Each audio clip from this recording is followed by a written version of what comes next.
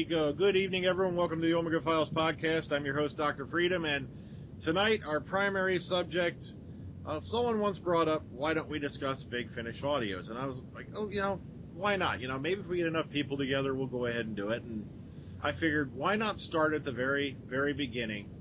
Let's start with the Sirens of Time, because it was their first time out. It's a multi-doctor story. So why not go with it?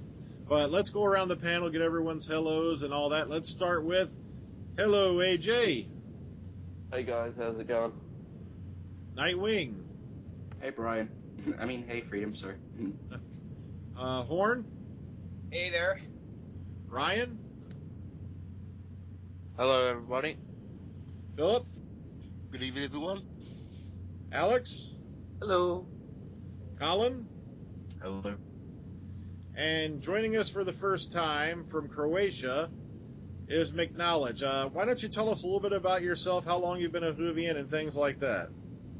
Well, I've been a Whovian for 5 years, and what else can I say? Okay, well, where'd you start out with on Doctor Who? What episode, which Doctor? Well, I first watched it on Croatian television with the 9th Doctor from the very beginning, and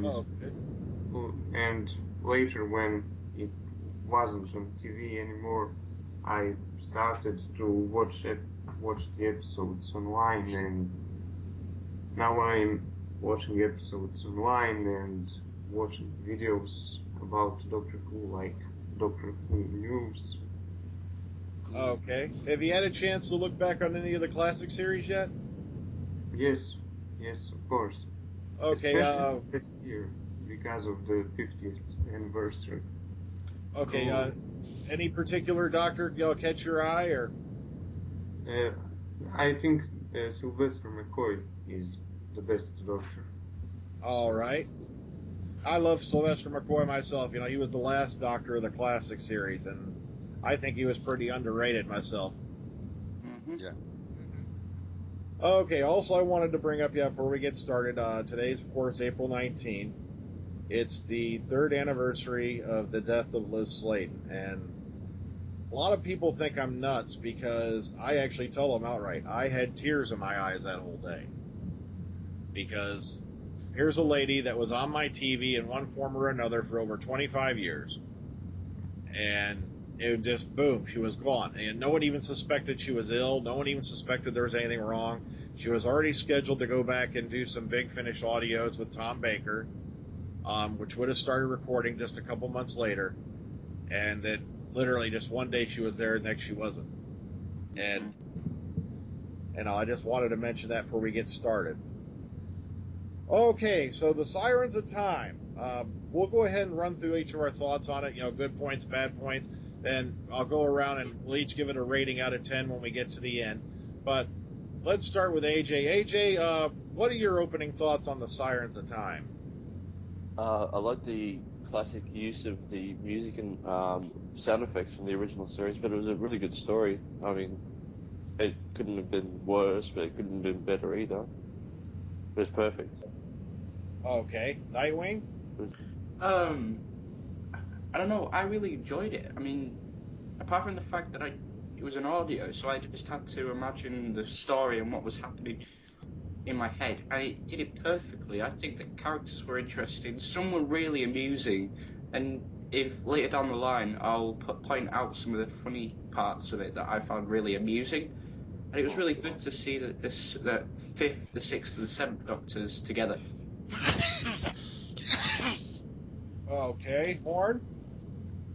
I am mixed. I like the idea of individual stories joining together to have a final solution together, but I thought that the actual problem with the story was that it was too small of a vision, too small for the Time Lords to be threatened by the Knights of Alicia like this. I just felt it was too weak. All right. Ryan? Yeah, it's sort of cool how the Doctors have their own story going into it, and then it all forms into one piece, as opposed to it's like, they're all brought brought together straight away. They have their own parts to play, and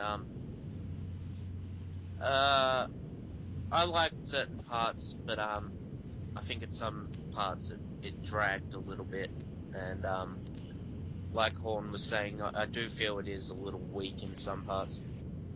All right. McKnowledge? I didn't like it that much. I listened it one more time today just for this, and I liked it a little more, but I don't think it's a very good story. It's not very bad either, but All right. it, Phillip? it's definitely a rough start for Big Finish. I'm sure they've got better stories. Oh, yeah, they get far, far better as they go along. They really do. Yeah. Okay, Phillip? Yeah. For me, it's not the strongest multi-doctor story that I've heard, but it's quite good. And I did enjoy the Fifth Doctor segment rather than the other two, more than the other two. And it's interesting to note as well that it is Maggie Stable's first outing in Doctor who then becomes companion to the Sixth Doctor, playing what's her name again? Oh, Evelyn Smythe. Ah. Oh, darn, I know what you're talking about. Time never give up. Okay. Alex? I kind of think it's all been said in a way. I agree. I think it was the strongest start for Big Finish, and I don't think for a while because when I heard it, it was over 10 years ago when it came out, so I had to get Graham to send me a file so I could actually dig out the CD anywhere. I think I enjoyed it more listening to it twice yesterday for the first time in years. I think, yeah, it holds together very well. I definitely agree that Peter Davison's segment is the best one. Yeah. And only recently did I actually even realise it was Mark Gatiss playing one of the Germans. But it very obviously is his voice doing a German accent. Yeah, the way that it fits together, particularly as, spoiler alert, that it's the same girl 3 times. Where you get that wonderful feeling of you're starting to suspect, and then the Doctor actually says it. Because obviously you can do that in audio drama. On TV, she's wearing different wigs, because otherwise the audience would definitely know. The Doctor's got decades or centuries to forget, I suppose. But obviously she's doing a different voice each time. And actually, yeah, it wouldn't have worked if the actress hadn't been able to do 3 different accents well. If that had been like a dodgy Scouse accent, for example. So they utilised the fact it was audio to pull that trick on us. That was good. That's all I can think of, actually, off of the top of my head. Okay. And Collin? I think it was a good story. You can see the change of how better Big Finish gets later on. And I quite enjoyed it. All right. What I thought was pretty interesting is this was written and directed by Nicholas Briggs, who we all now know in the modern series as the voice of the Daleks, voice of the Cybermen. And it just seems to me like Nicholas Briggs gets it more as far as the classic series goes. Because he does a lot more stories later on for Big Finish. And, it was their first time out, and it was a bit rough in places, but, in my own opinion, it was a good start. And as you keep following Big Finish audios, they get better and better as they go along. But for this one, let's go for a standout moment. What was the best, point in the story do you feel? Say a highlights. Let's start with AJ. Highlights. What point of the story do you think it really hit its crescendo? Where do you think it really hit its high points at? Where the Time Lords are finally trying to kill the Doctor instead of asking for his help. Okay. They were trying to kill. You remember that or no? Yeah, I remember that. Yeah, they were trying to kill him instead of asking for his help. Eventually, they just said, get rid of him. He's the problem. Yeah, Like good, that's his solution. yeah, good old Coordinator Vansel, who, by the way, if you keep following the Big Finish lines, that name does come up way later in different series and different parts, especially in the Gallifrey series. That was something else that they mentioned the CIA, because I didn't even know that the CIA were mentioned that early. So. Oh, yeah, the Celestial Intervention Agency. Yeah, they were in existence going all the way back to the Third Doctor era. Yeah. I mean, what got me though at the beginning of the story, you had Vansel arriving on Gallifrey in the TARDIS, yet the Chancellery Guard don't recognise him. When they say like, who goes there? Who are you? And it's like, well, hang on, he's a Time Lord. Why wouldn't you not know him? And why is he arriving on Gallifrey rather than being on Gallifrey in the first place? Well, when he first arrives, temporal distortion had scrambled his codes on his TARDIS. But when he arrives the second time, they know it's Coordinator Vansel from the CIA. Gotcha. Okay, yeah. Okay, Nightwing. High points. What you feel? They really hit a good point in this story. In the first part, we meet the character Sancroft. He is really, really amusing. Well, that and the old hag who was watching him, she had me laughing. Yeah, one line in particular I want to pick up on is you left out the bit about wiping my bottom. Like, seriously. Yeah. I know. He's not put off by it. He's not put off by Ruthly at all. He's completely calm. Yeah. Okay. Horn? I guess my favorite part is still when the doctors first see each other, when basically Collin says, the sixth doctor says, "Oh, that's how I turn out." And then the fifth doctor shows up, and that's how I turn out. Yeah.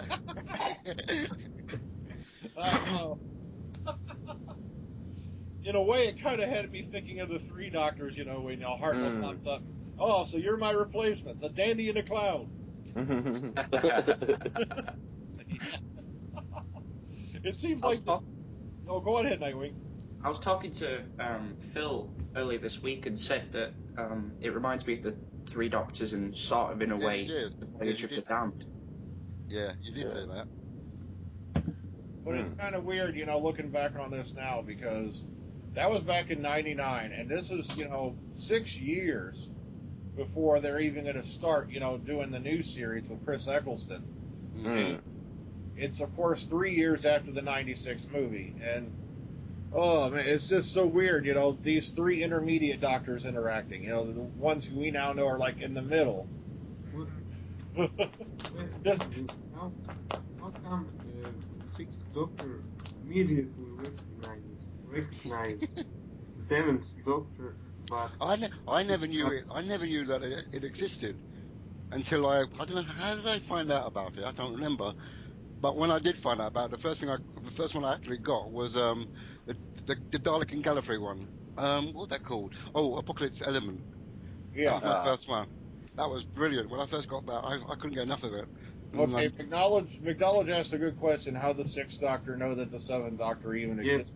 Yes, in Time Crash, the Fifth Doctor didn't recognize the Tenth Doctor. So how come? But there were probably 3 TARDISes or something, weren't there? Something that would would like reveal this is meeting other selves, and he'd see his previous one. No, remember they were pulled out of time when they arrived on Gallifrey, so the TARDIS wasn't in play. Okay. Yeah. It was the question marks. Yes, that was it. Those damn question marks, yeah. I'm thinking the Time War might also... Hang on a second. Horn, you go first. I was thinking the Time War itself might affect how the Doctor interacts with his past pre-Time War Doctors. Okay, Ryan, what do you want to say? No one else in time and space would be crazy enough to wear question marks. Let alone Sylvester McCoy's famous, question mark umbrella. Yep. Yeah. Great umbrella. I want one. But Sylvester McCoy only had the umbrella. He wore the red vest in this audio, didn't he? According to the cover.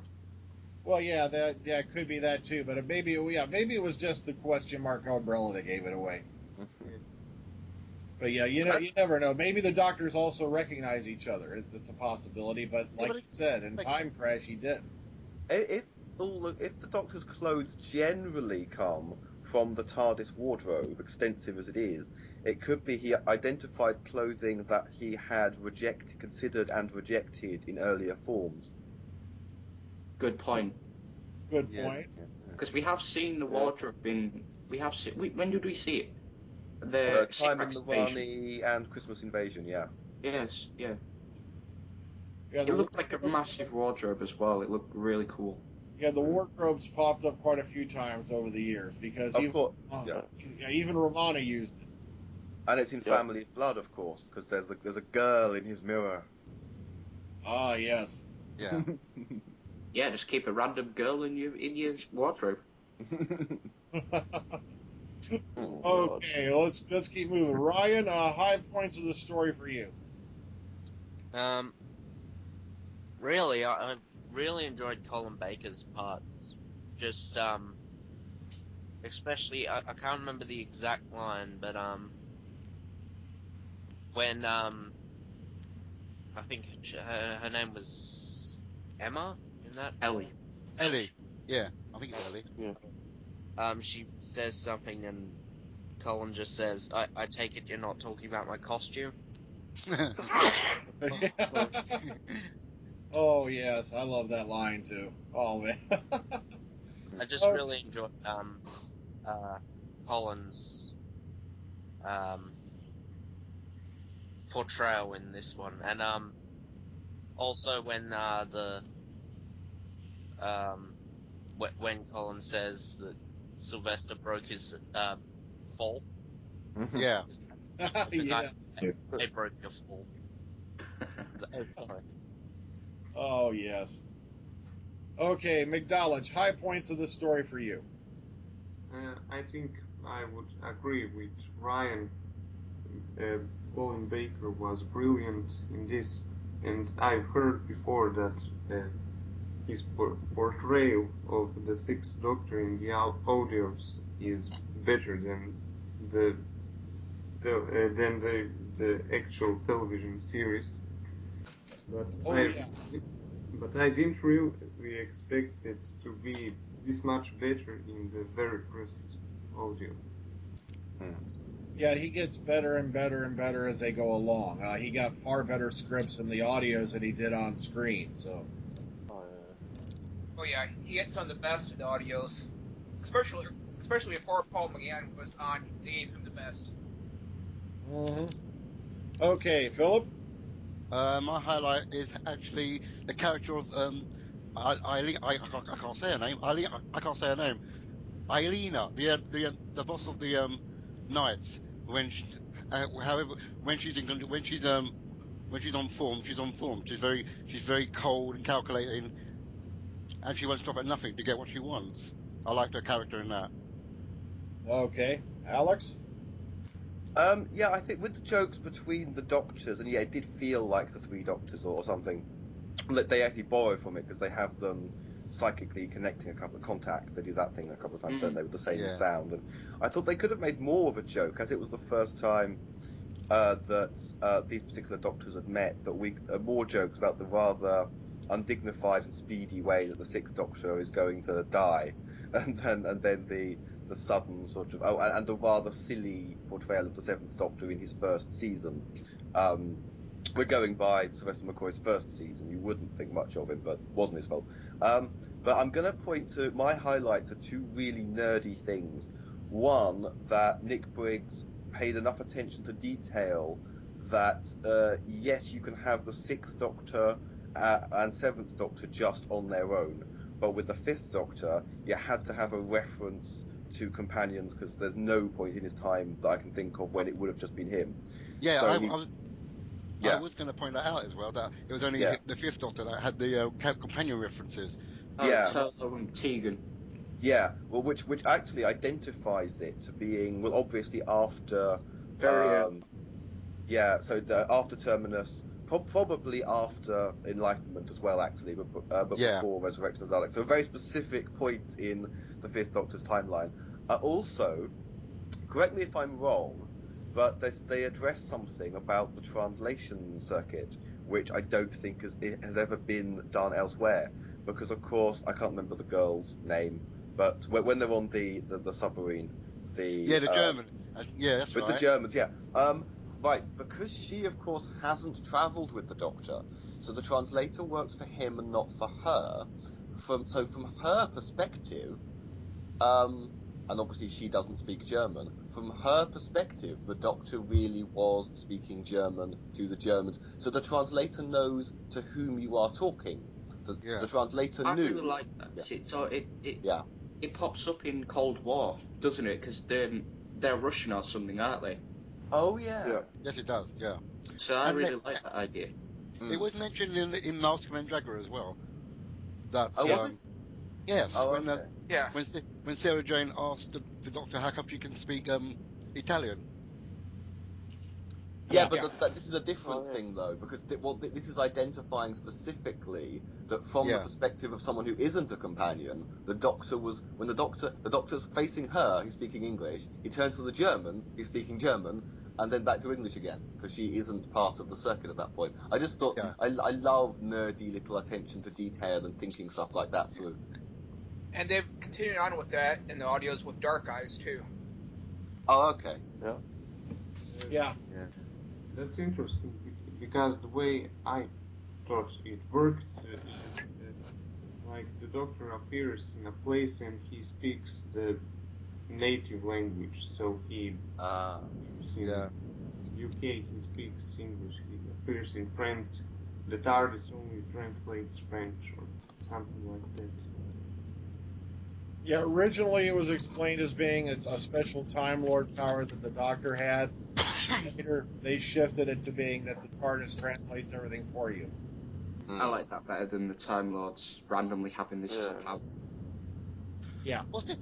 I'm wondering what's interesting that when the Fifth Doctor was banging on the door of the TARDIS to ask his companions to let him in and all that, what were they frozen in time whilst this whole thing was going on? Because you know what I'm trying to say? Wow. Well, when you think how big the TARDIS is, they could be off swimming or something. Yeah, but randomly they could be in a jungle or something like that. That's how random the TARDIS is. Yeah. Also, if I remember right, they explained it that the Sirens had kept the Doctor. They expelled the interior dimensions of the TARDIS so that he could not re-enter. Yeah. If I remember correctly. So it was just basically a hollow box. Exactly. So he's banging on the box. They aren't even there. Yeah. Can I just pick up on something? Hold, hang on. Nightwing, you go first.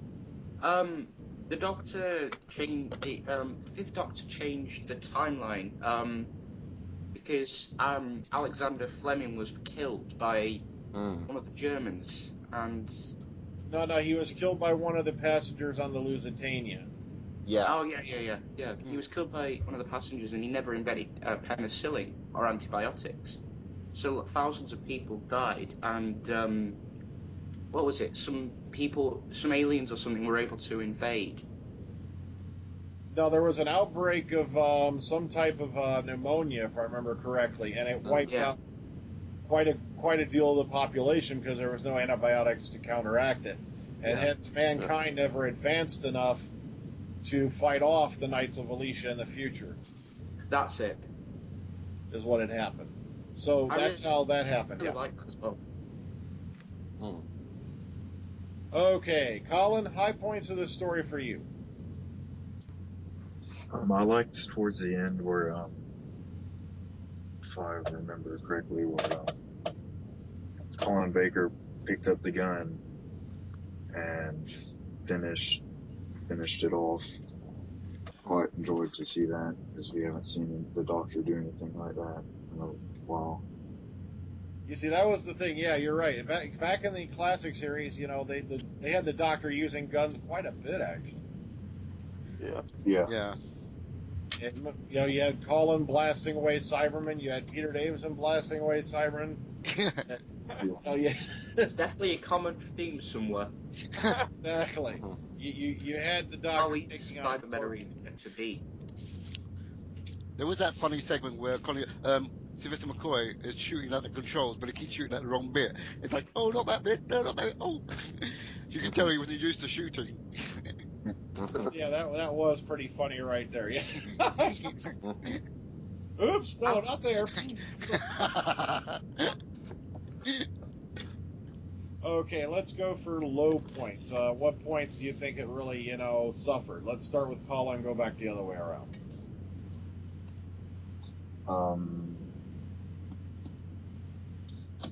I don't really have a low point. No low point? I enjoyed the story, so yeah. Okay, so yeah, no point, you felt it just went on a little bit too much or anything like that? Okay. Let's go to Alex then. I'll make twofold. This will be unpopular, I think, because the music's been praised. The thing is, I think they should have been it would have been more true to the spirit of it, to tailor the theme tune for each of the Doctors. I don't know about Part 4, but actually have 80s Doctor Who music where you could actually, because you could actually have the late Tom Baker theme for Peter Davison, the Trial of the Time Lord theme for Colin Baker. Because if he's companionless, he's presumably in between Perry and Mel, would be my guess, but I don't know much about the later big finishes. And then obviously Sylvester McCoy had his own theme. Not so sure about what to end on most recent out of the three, I guess. That would be one thing. The other thing is, and I don't want to hate on Sylvester McCoy, but in this one, I thought his delivery of the lines was a bit off. Really? Yeah, I think in the start, when he's in the TARDIS, something seems off there.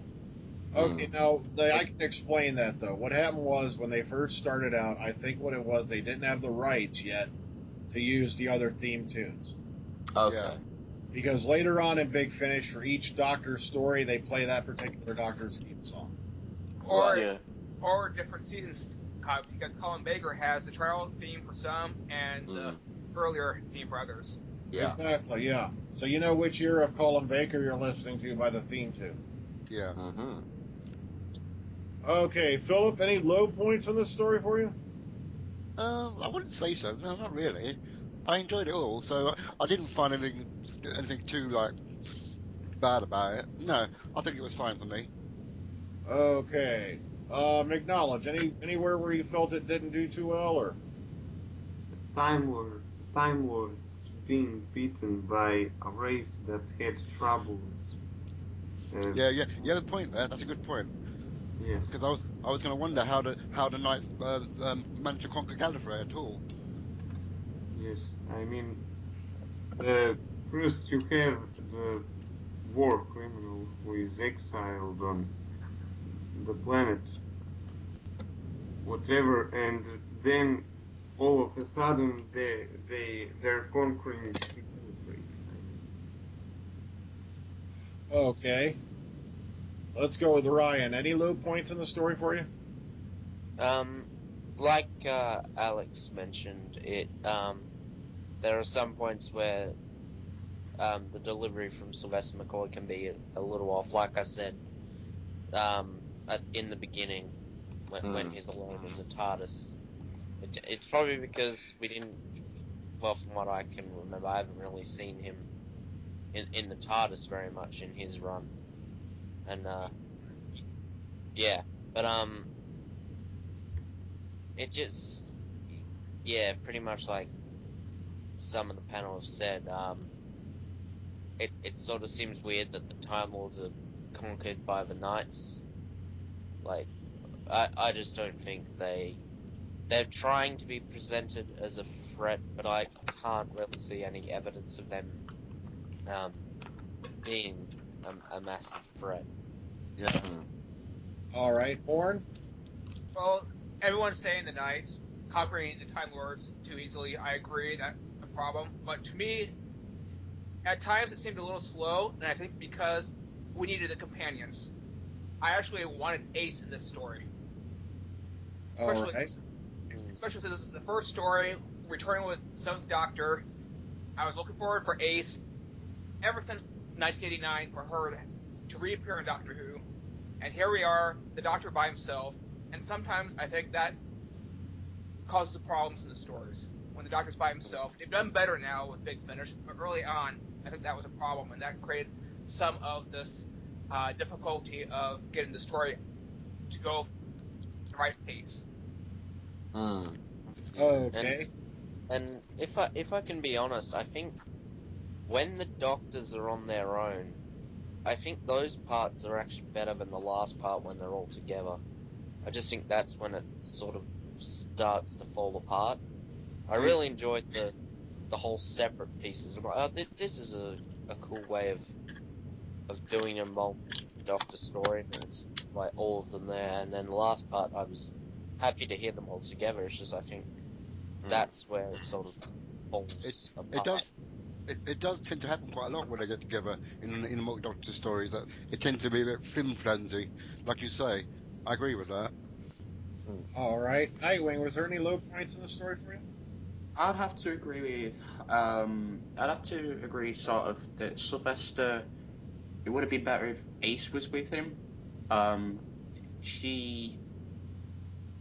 liked in the TV series, Ace was probably one of the better companions at the time.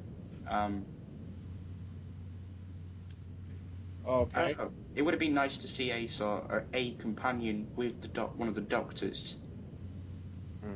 True. Yeah, I could see that would help fill in a few of the blanks here and there. I think that was what was clever about having this girl turn up in each story, and you kind of think of them as a companion, and you don't realise they're the same person until later. I think that's where they were throwing you. That's one of my notes that I put down. Okay. And AJ? Like everyone else said about McCoy, for the beginning part, for me, I believe he forgot how to be his own Doctor. It just felt like he sort of was, I don't know, phoning it in while he was in the TARDIS. Also, the very end of the story, the whole timey-wimey thing where they finished it caused the start to be null and void, so the whole thing never happened to begin with. Yeah. Sort of like the guy shows up on Gallifrey and he has no reason why he's there. Oh yeah, Vansel pops out, goes, "Is everything all right here?" Yeah.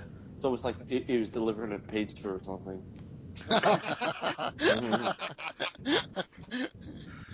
So he gave the Moffat another one of their resets. Yeah. Yeah. That's how Moffat got hooked onto it. Okay. Now, let's go around. Now, my next big question is, was there any particular group of character, or a character or group of characters that you really liked in the story other than the Doctors? Let's go with AJ, and we'll go back the other way around. I like the girl that was with each Doctor, playing the different characters, Ellie and all that sort of stuff. I liked her because she was kind of devious, tricking the Doctor into saving her and then making her follow him, sort of thing. Okay. Nightwing? Sancroft. Sancroft? Yeah. I think it was just because he did seem put off by Ruthly, and he seemed really strong-willed. And he managed to get the word in bitch as well. Yeah. Is it me, or is there a bit where I don't know if she's saying shitload or shitload? I swear she's saying shitload. I did too. Yeah. That's what I love about the audios, because as you go along, the language gets a lot more colorful than it did on. Oh yeah. Yeah. More real. Okay, I believe that's right. Let's move on to Horn. Well, in the story itself, really not really any of the extras, but when you go beyond the story to the Big Finish continuum that they developed from it, I like how the Knights develop afterwards, the Dalek Empire stories, and I like Ben Sell of what happens to him afterwards at his storyline. So I like that they're creating a background for the Big Finish universe. Yes. The story itself. So that's what I love about Big Finish. They build up characters. They pop up later, or they'll pop up in their own sagas, and they do refer back to previous episodes and events that happened in them. It's not all disjointed. Okay, Ryan.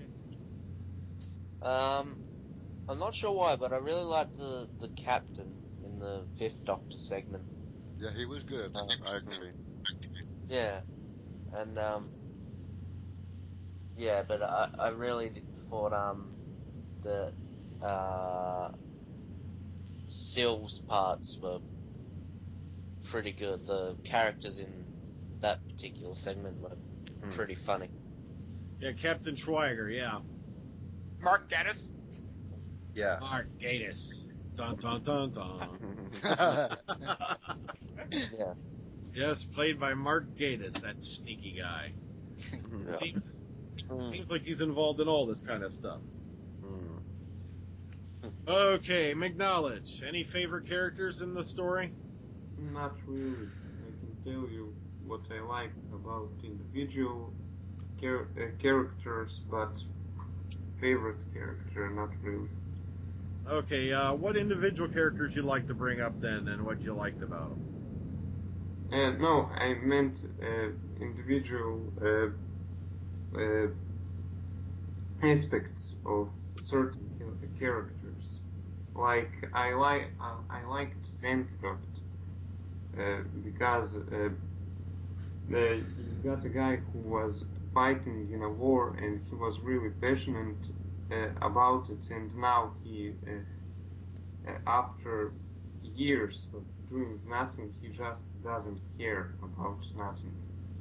I liked the captain because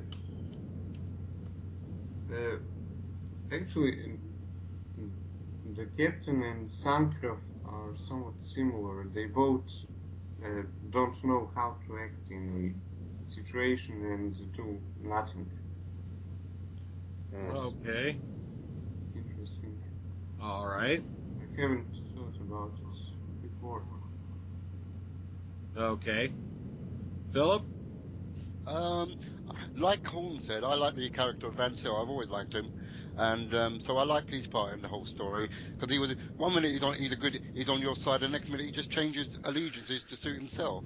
Yeah. So he's a very good character, and especially when you get to hear him in the Gallifrey series, it's just wonderful. He's a wonderful character. I love him.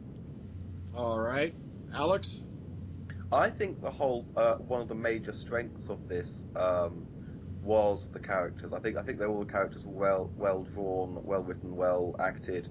I do think I mostly did enjoy the exchanges with the Germans, but I also really like the android character, mainly because of that exchange where it's like when the Sixth Doctor reveals how he knew he was an android. It's like you don't blink enough. You're implying some sort of criticism, and I just there's something about that scene that I like. But overall, I think I don't think there are any bad characters. I think it's a character piece. I think they held it together. All right. Collin? I would say the submarine captains. I just enjoyed that, and just forgot his name. The one that was wiping the other dude.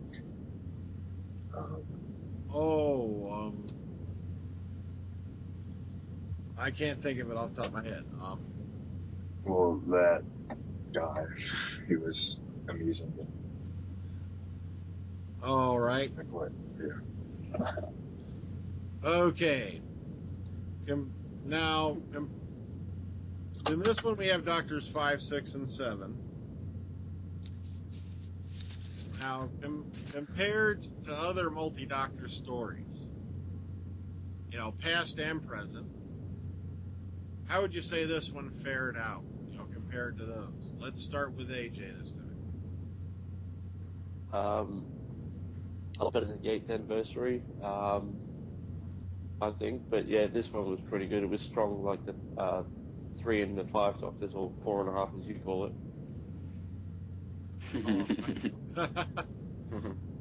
All right, Nightwing? I've seen 3 Doctors, I've seen the 5 Doctors, and I've seen 2 Doctors.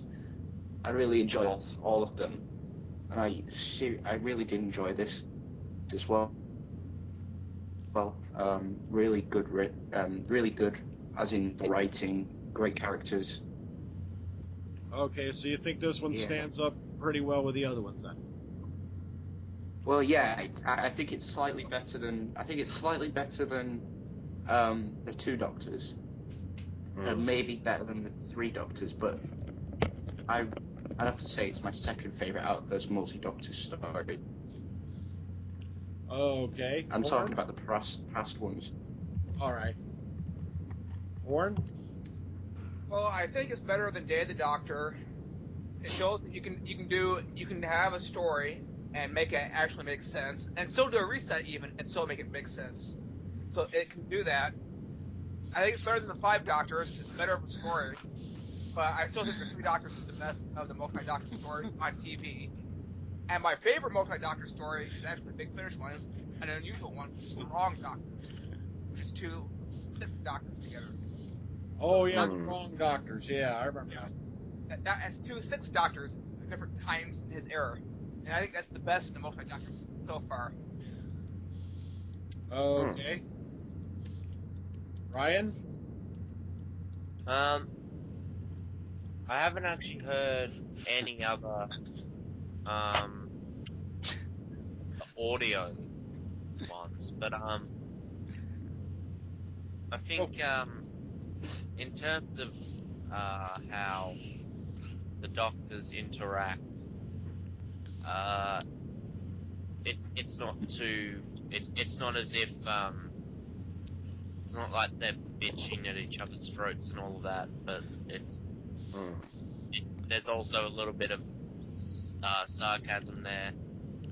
It's not as strong as the banter between Pertwee, Trump, and 3 Doctors. But yeah, I really did like it. The only other real sort of audio I've listened to was The Greats. Oh yeah. The Doctors weren't in, but they still had the actors in there. So yeah, I think it stands up well with the other versions, but yeah, it just seems to be lacking something, and I can't quite put my finger on it. Okay. McKnowledge, you've seen the multi-Doctor stories in the news series, you know, with Day of the Doctor. How would you compare this one to that? Day of the Doctor, well, I've got to mention this. I think the Doctors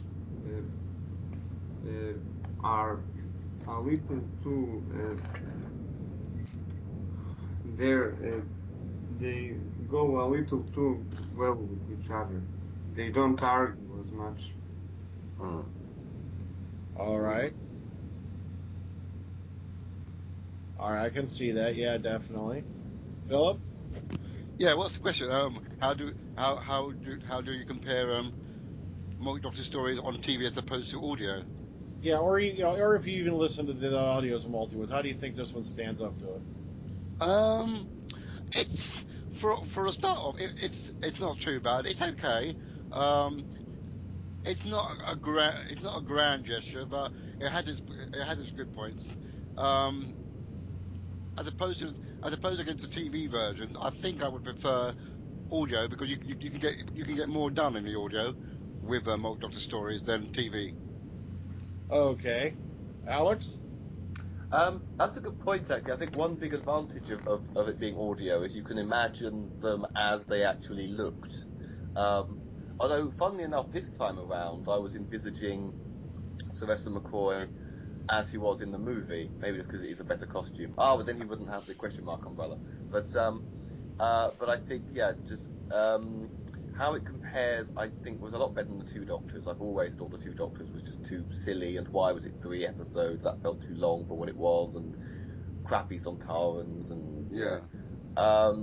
And it felt right. I mean, it felt like the 3 Doctors with a different 3 Doctors. Yeah, there could have been they got the humour nailed. There could have been a bit more conflict, admittedly, but maybe on a par with the 3 Doctors and the 5 Doctors. Obviously, comparing it with new series, I kind of think that's apples and oranges. All right, I can see your point with that. Okay, Collin, you back yet? Oh, you're back now, I think. Yeah. Okay. Compared Okay, yeah, I'm here. Okay, compared to other multi-Doctor stories you've either, heard or, seen on television, what do you think? How do you think this one stands up to them? I think it's better than the 50th, the Day of the Doctor, and I think it fits in with the classic series, multi-Doctors, like the 3 Doctors and the 5 Doctors and so on. All right, I see your point there. Yeah, I really enjoyed this story. I thought it was a good start off. Yeah, sure, it wasn't perfect, but at the same time, it was just the beginning. They were just getting their feet wet. This is the first time these particular, actors had, come back together to do this particular role, since the series had ended. So, but okay, now the big question.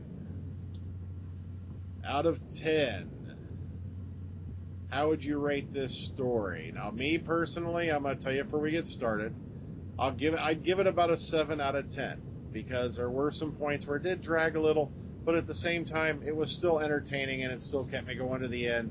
And plus, I knew, having a little bit of, experience in the audio thing, I know they go on to something better.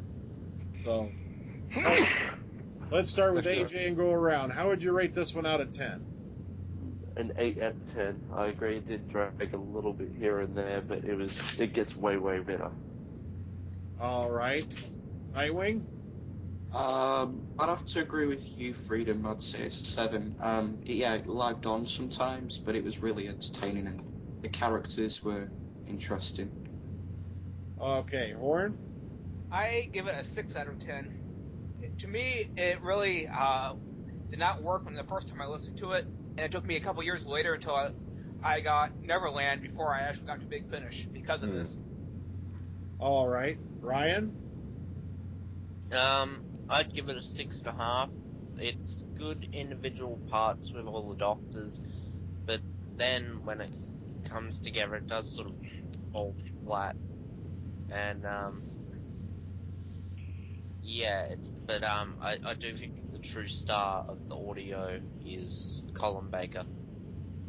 Okay, McKnowledge? 4 or 5 out of 10. I don't think it was a good story, but it wasn't so bad either. All right. Phillip? I'll give it a 7 out of 10 as well. I liked it more overall for the individual stories than the whole thing. Most notably, the Peter Davison one is my favourite section. All right. Alex? I'm going to give it a 6 out of 10. Just because I think there were a few things wrong. It felt maybe a little bit flat. As I say, when I first heard this, when it first came out, it didn't make me want to go, I'm going to buy all of these CDs for 20 quid each. There was a few years before I heard any more. Like, I enjoyed it, but I wasn't overly impressed. And I'll say, it's got a lot going for it, but I'll go with 6 out of 10. Okay. Collin? I'm going to say a 7. I enjoyed it, but there were a few parts, like everybody else is saying. So, yeah. Okay, so a little bit here, a little bit there. It's not too bad, but it's not too great either. I can see that. So we averaged between a 6 and a 7 out of 10 there across the panel.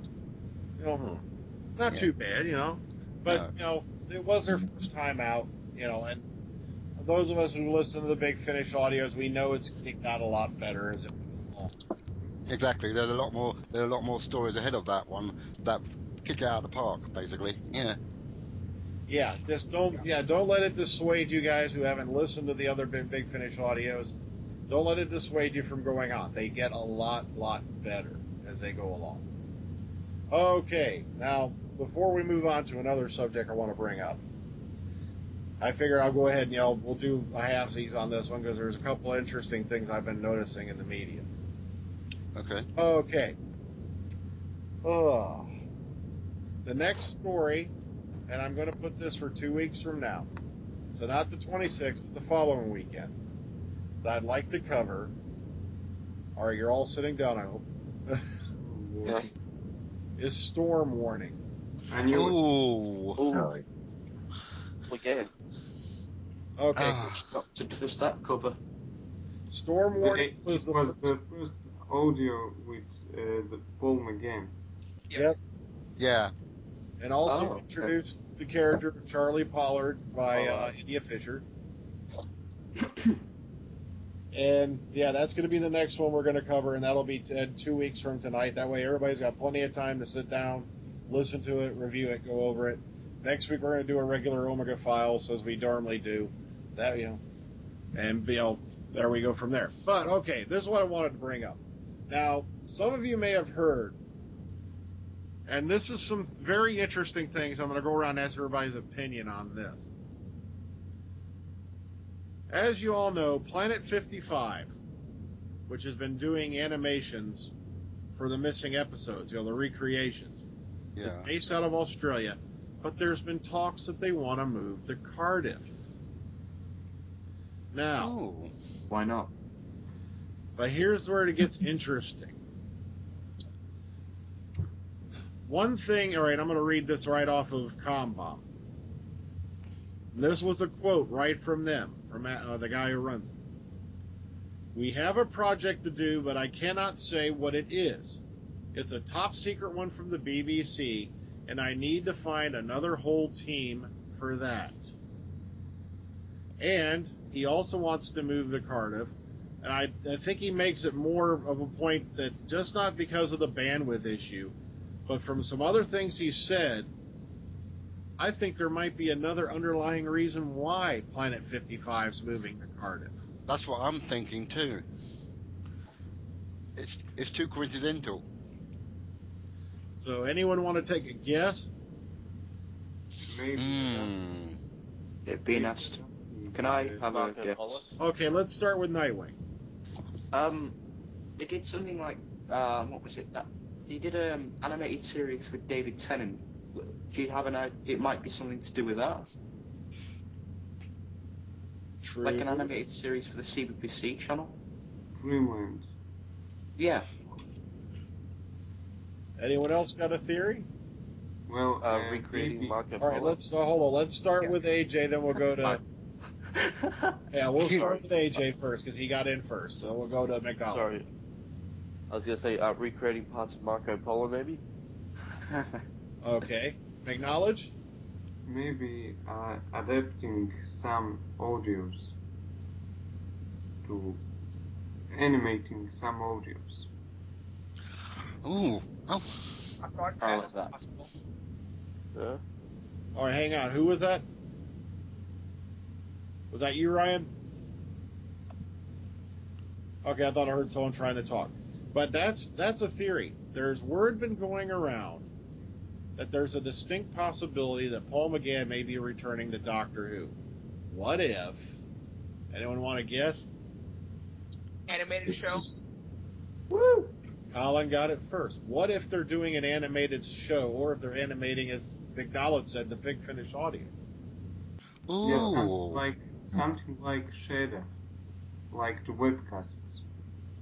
Yeah, I know what you mean. More in depth. A true animated story.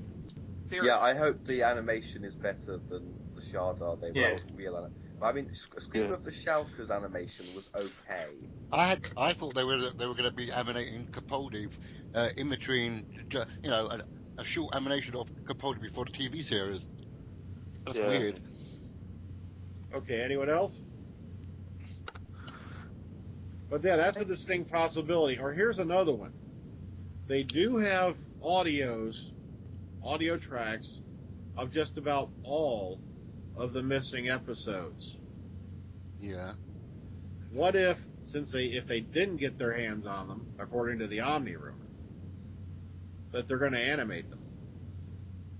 That sounds good. Yeah, because right now they do only ones that at least half exist, don't they? Yeah. And for some bits of it, they've got actors to fill in the dialogue that doesn't exist. So yeah, it does make sense. But what if they did a whole entire season of episodes for TV broadcast? Well, yeah, that'd be interesting as well. Paul McGann in the early days of the Time War. Or just, I was thinking, let's say the Omni rumor is wrong, but they decided to do the whole entire first season of Patrick Trot animated. You see, that's what I love. We have the audio of, I believe, if I remember correctly, we have all the audios. Yeah, they have audios for all of them. Yes. Why not just animate them if you can't get your hands on them? Because they did that with, which one was it? They did it with the Cybermen one, wasn't it? Invasion. Yeah. Yeah. Hang on, what was that, McKnowledge? The Invasion. It was the Invasion with the Cyber. Yeah. Yeah. The moon base. Okay. Now here's another thing. As you all know, I put up an article for you to read. I'll take a glance at the beginning here, and the link's still below there if you haven't had a chance to go look at it. What do you make of the robots of Sherwood? Let's start with AJ. Like I said before we started recording, I think it's something to do like the King's Demons from the classic series. Okay, Nightwing? Oh, sorry, AJ, you weren't finished yet? Go ahead. No, that was it. Okay, Nightwing?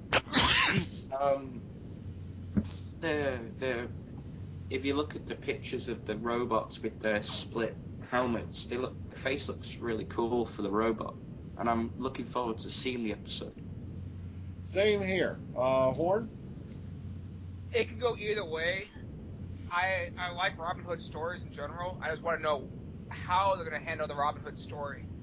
Because if they try to do much more like the modern Robin Hoods, it might not work too well, but more like Robin of Sherwood style, that would be an interesting twist to have magic and machine all in one. Okay, Ryan? Yeah, it looks pretty interesting. Looks really cool, really cool robots, really cool villains. And am I the only one who thinks that the sheriff looks a little bit like the Master? Yeah, yeah, I was going to mention that. He does have the appearance. Wouldn't it be a bit strange if it turns out that he is the Master? No, Robin Hood's the Master. Hang on, then the two masters. That would be an interesting spin. Hold it. Let's go with Alex first. I was going to say the two masters would have met then, because the King's Demons master, they'd be coexisting around the... But yeah, I did think about it, wonder if there's a King's Demons connection, because obviously Chameleon was a robot impersonating Bad Prince John. Yeah. But then I also think if there's any Crusades connection, because it's that time, could they get Julian Glover and Jean Marsh back from the Crusades and have a real tie-in with Classic Who and a real historical? Yeah, I was going to. Yeah. Matt Gates is writing the episode scene. No. Yeah. Yeah, that's why I think we're going to really enjoy this one, because Gatiss always does a really good job with his stories. Okay, if you had a chance to take a look at the pictures from Robots of Sherwood, McKnowledge? Yes, of course. Okay, what do you think? Looks interesting, but we can't say much based on the pictures alone. Very true. But I figure I give everybody a chance to do a little speculation. It's always fun. Okay, Phillip? It sounds... Okay, pseudo science fiction does sometimes work in Doctor Who. I'm just wondering, were they too scared to do a purely historical Robin Hood rather than have science fiction elements in it? So I'm wondering whether it will work or not. Unfortunately, from what we're seeing, we're not going to get that. yes, the historical episodes are gone. We haven't seen them since the 60s. But Yeah. you know what would be interesting? Like those episodes set in the future, but that look historical. Like Yeah. here, like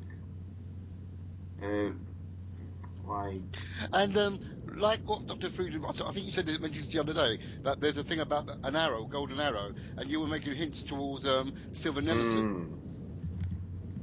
It would That's an be interesting. interesting, but I don't think that's where they're going with it. Okay. No.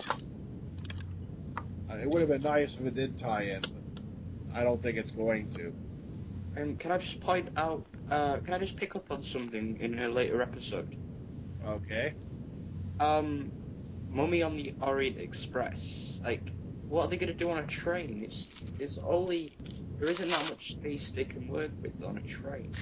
Well, if they're referring to the Orient Express in space, as they referred to back in the Matt Smith episode at the end of the Big Bang, then it could be, the Mummy, it could have been the Orient Express in space. Or it could be just the Orient Express takes the Mummy somewhere, and half the episode is not even on the train. Yeah. Maybe. I'm Yeah, just but saying there isn't that much space they can, like, from the first carriage, they have to make their way backwards without running into the Mummy. But, like, how can they do that without, like, there isn't that much space? That's if they do it on an actual train, though. That would be cool. That would be cool. Okay, AJ, you wanted to say something next? I was just saying it was going to be probably something claustrophobic like Midnight or Cold War or something like that. Yeah. Yeah. Okay, Alex, I don't know. What are you thinking about from the latest picks of I'm gonna say actually, I'm looking forward to it purely for the costumes. I don't just mean the knights, robots. I just mean generally. The costumes look fantastic.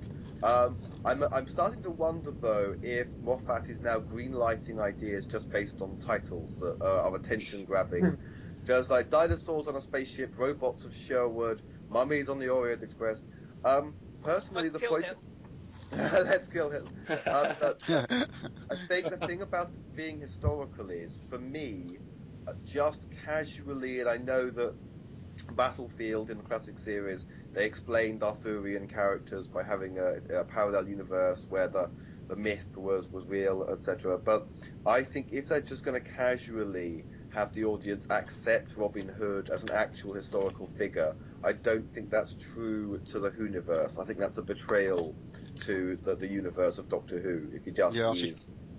Yeah, I agree with that. Well, there I hasn't see what you're going. actually been any fact that Robin Hood wasn't a real person. So it is possible that, they wouldn't have all this folklore around about a fake person, would they? Well, I think Look at the Bible. Exactly. Let's start with Alex. Go ahead. Wait. Yeah. I was just going to say quite often they're composite characters. Like, there's quite a few kings that King Arthur could be based on, and then it gets ridiculously exaggerated. But you're saying, the series rather would be saying he's actually called Robin Hood. He really did wear the kind of green tunic that he's normally presented as wearing. And compare it to the classic series where they actually did explain how Arthur could be real. In the same way as in the Mind Robber, I suppose, fictional stories and characters were real. I think it's got to be cleverer than just imagine the audience are going to accept that Robin Hood was as historical as Dickens or Madame de Pompadour or Shakespeare, But if we're to accept that as being real, then we have to accept the robots that go with it in this story. So. Oh yeah.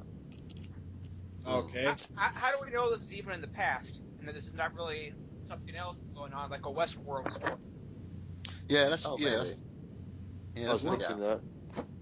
A theme park, I mean. Go ahead, McKnowledge. What if Robin Hood is himself a robot? I had assumed that originally, that all of the Robin Hood, Maid Marian, the Merry Men, that they were actually all going to be androids. It could still be the case. Like in the Big Bang too. In the Big Bang, Pandorica opens. All the Romans were actually opens. They turned out to be autons. Yeah. Yeah. Well, They're all chameleons. No, don't bring up Chameleon. They're all future doctors. The mannequin that made Fetty Ruxpin look like an animated creature. My God. The little video snippet of Capaldi saying his line, "I don't have a plan." That kind of looked good. He showed a bit of gravitas in that one. I like that bit. Oh yes. All right. Oh. Let's get to Collin, then we're going to go around a bit on Okay. this. All right, Collin. What do you like so far about the pictures from Robots of Sherwood? Well, I must have been added after you sent the link, so I didn't. Okay, we'll worry about it later. Okay. Sorry, do you know what I'm really liking about this thing? Jenna in that red dress. She's really rocking that medieval look, isn't she? yeah. It's good that they're giving her lots of new costumes to wear Mm.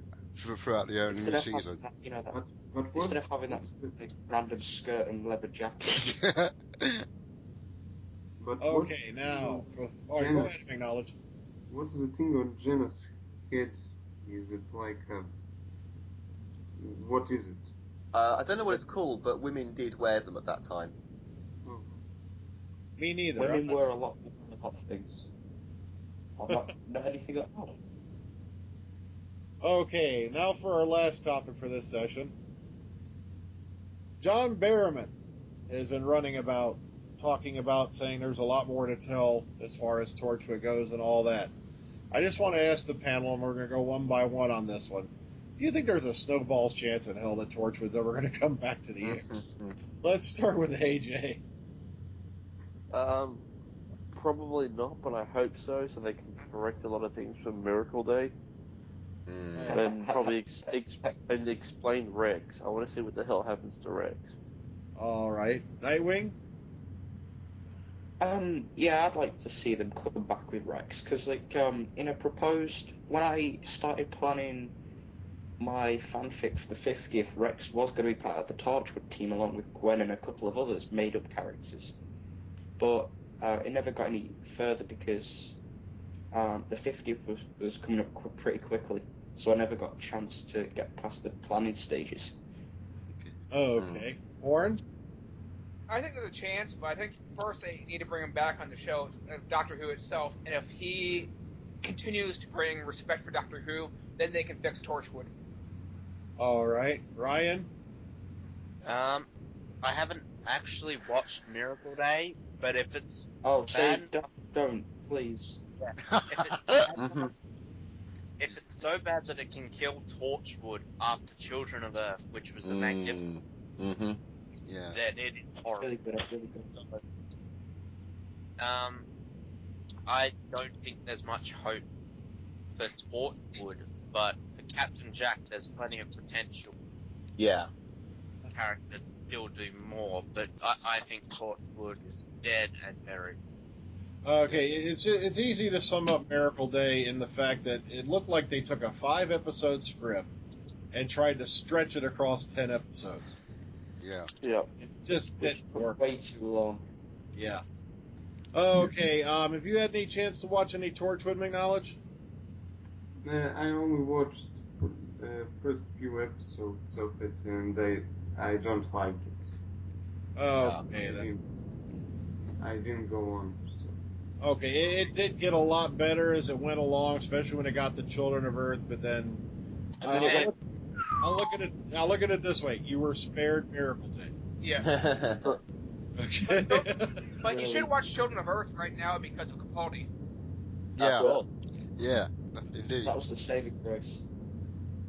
Okay, Phillip. Yeah, like everybody said, I enjoyed Torchwood up to the point of Children of Earth, and for me after that it just went a bit off the cuff. So I don't think it'll be returning. I don't think so. I doubt it too. I don't think it's coming back. Alex. I think it took them a while to fix the show, and I don't blame McKnowledge actually, because I think, well, the second episode was pretty stupid. I mean, I thought Children of Earth was when they really, there were a few good episodes before then. Children of Earth, I think Children of Earth should have been the end of Torchwood, in the same way that I think First Contact should have been the last Star Trek film. But in a way, once you've made a bad one, try and end on a high again. As for Captain Jack, of course, they obviously had other ideas in mind, because we never found out what happened in the 2 years of his memory that the time agents erased. And I thought that's what Torchwood was going to be. The thing is now, though, we know a far more developed, tragic, darker version of Captain Jack. Pardon me, and I wouldn't want to revert the character to what he was in The Empty Child. So I think we've missed the opportunity to see, and let's say they do some flashbacks at some point, to find out what happened, the deal with him and the time agents was. That could have been an idea for a series at one point, Captain Jack for those missing years. River Song. Oh yeah, they have talked. Yeah, that's an idea. She kissed him. I think there's a lot of potential to Torchwood, but I would say, apart from Miracle Day being appalling, I'd say generally only about half of Torchwood was really any good. But yeah, there isn't. Yeah. Okay, Nightwing. They could bring Jack back. Like they don't really have to mention anything to do with Torchwood. Really, they don't. They could just bring him back. Yeah. Very true. I'd love it if they brought the Captain Jack character back to Doctor Who. But yeah, Torchwood. It would have been cool if he was in Good Man Goes to War. That would have been a great episode. The thing is, it's likely we will see Captain Jack back because he is a Moffat character. No, he isn't. No. Yeah, he was. He was. No, he isn't. No. The episode was written, but the character was created by somebody else. The character was created by Russell T Davies, but he was written into that episode. But he still, in one sense, is a Moffat character, though. Moffat was the one that introduced him, created the first impression. Yeah. Yeah, he wrote the story, but the character of Jack Harkness was created by Russell T Davies. He even named it after a previous character, the surname he used before. But my point is a character that Moffat himself has worked with. Moffat likes to do his own best of all the time, just like he does River Song all the time. I can see him bring back Jack for some reason. Yeah, I don't see it, though. But, all right, Collin, what do you think? Any chance of Captain Jack and Torchwood coming back? I mean, I would like to see it, but I don't think it will happen. Me neither. I'd like to see Jack back. Like they even talked about him in the Day of the Doctor with the vortex manipulator. Yeah, that's what I love. Yeah. At least we got to see his vortex manipulator. Yeah. Was it just that it was handed over to the unit after in what episode was it that the Doctor tried to disable it finally? Was it Journey's End? Yeah, it was Journey's End. Yeah. Yeah, Journey's End. He disabled it, didn't he? It couldn't travel through time anymore, I think. Or teleport. Yeah. I thought it was where he could only But go. he didn't. But Clara teleported to the exact same spot that she was in, but just in the past. Yeah, but do we know if that was the actual vortex manipulator from Jack or another time agent? No, it was Jack. Kate said so. Kate has said Or so. maybe the Doctor just went back in time afterwards and fixed it. Yeah, could be. I highly doubt it. I thought the Doctor said he could travel everywhere twice. Yeah, that's true. Second time to apologize or something. It's true. He went to the game station like twice in one series, which was. Yeah. Oh, well. So, okay, we gave the Sirens of Time an average between 6 and 7 out of 10. But, come on, nothing's perfect. It was their first time out. Yeah. Also enjoyed some other, interesting topics. But I was just beginning to think, do you think there's a being out there in the universe who hasn't seen Jack's vortex manipulator?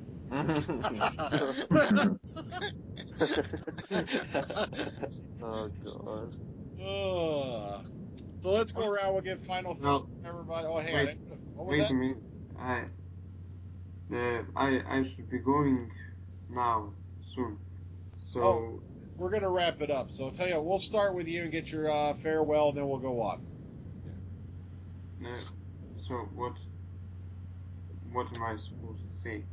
Oh, final thought, and just give us a goodbye. I'm glad to be at Omega Files, and one thing I wanted to say: if you're having troubles imagining Sylvester McCoy in the Sirens of Time, in the beginning of the story, he mentions that he gives his coat to the companion, to the girl. Yeah.